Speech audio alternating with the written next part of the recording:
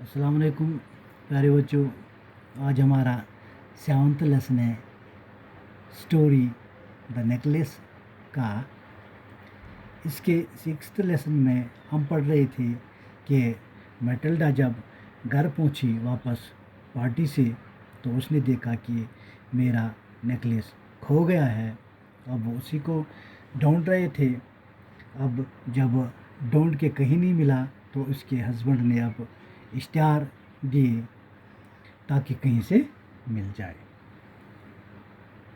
She waited all day in a state of bewilderment before this frightful disaster. Lazel returned in the evening, his face pale. He had discovered nothing. वो इस खौफनाक नुकसान की खबर आने से पहले पूरा दिन घबराहट की हालत में इंतज़ार करती रही। लैज़ल शाम के वक़्त लौट कर आया, एक पीला सा चेहरा लिए हुए। इसे कुछ पता नहीं चल पाया था। He said, "Write to your friend that you have broken the clasp of the necklace and that you will have it repaired. That will give us time." तो उसने कहा, लाइजल ने कहा मैटिल्डा से कि तुम अपनी सहेली को लिख दो कि तुम से हार की कुंडी टूट गई है और तुम इसकी मरम्मत करवा दोगी। इससे हमें कुछ सोचने का टाइम मिल सकता है। She wrote as he dictated. जैसा उसने कहा वैसा उसकी वाइफ ने लिख लिया, मैटिल्डा ने। At the end of a week they had lost all hope and Liesel, older by 5 years, declared, "We must replace this jewel."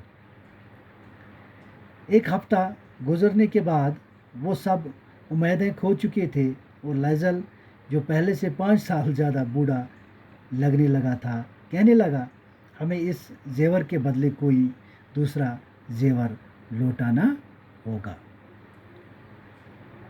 In a shop of the Palace Royal, they found a chaplet of diamonds which seemed to them exactly like the one they had lost. It was valued 40,000 francs. They could get it for 36,000. तो उन्हें palace royal नाम के बाज़ार में एक दुकान पर hero का एक हार मिल गया जो बिल्कुल वैसा ही लगता था जो उससे गुम हो गया था।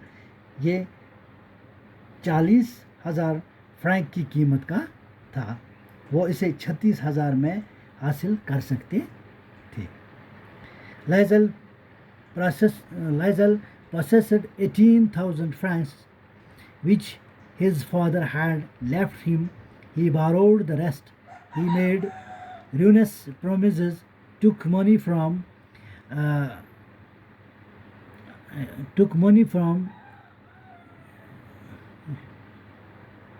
usurers and the whole race of lenders.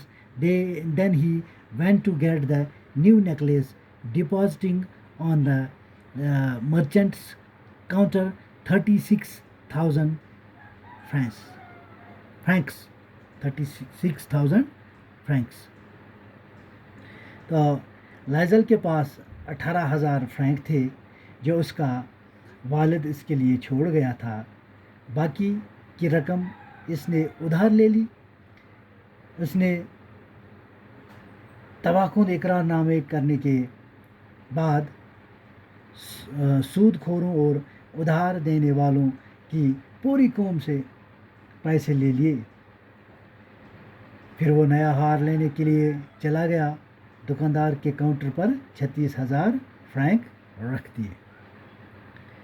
When Ma'am Liesel took back the jewels to Ma'am Forrester, the latter said to her in a frigid tone, You should have returned them to me sooner, for I might have needed them. तो जब madam Lizol madam forester के पास वो हार वापस लेकर गई तो वो बहुत मतलब उसने थोड़ी ऊंची आवाज़ में वो बोली, तो मैं ये जल्दी लौटा देना चाहिए था क्योंकि मुझे शायद इसकी ज़रूरत पड़ जाती. Madam Forrester did not open the jewel box as Ma'am Lizel feared she would. What would she think if she should pursue the substitution? What should she say? Would she take her for a robber? तो madam forester ने डिबिया को खोलकर न देखा, जैसा कि madam Lizol को डर लगा हुआ था कि अगर वो ऐसा करेगी, उसने देखा कि अगर वो उसकी अदला बदली को भांप लेती तो वो क्या सोचती, तो वो क्या कहती, क्या वो इसे एक ठग समझ लेती, रॉबर या चोर समझ लेती, या क्या उसे एक वो ठग समझ लेती कि इसने मुझे ठगाया, उसके बदले दूसरा दे दिया. Ma'am Lizel now knew the horrible life of necessity. She did her part, however, completely heroically. It was necessary to pay this frightful debt. She would pay it. They sent away them maid. They changed their lodgings. They rented some rooms in an attic. Madam Lizol को अब गरीबी की एक खौफनाक ज़िंदगी का पता चला, फिर भी उसने अपना किरदार पूरी बहादुरी से निभाया. इस खौफनाक कर्जे को चुकाना ज़रूरी था कि इसने इसे लौटाने की ठान ली. इन्होंने नौकरानी को हटा दिया, अपनी रिहाइशगाह बदल दी. उन्होंने बालाखाना में कुछ कमरे किराए पर ले लिए. Thank you.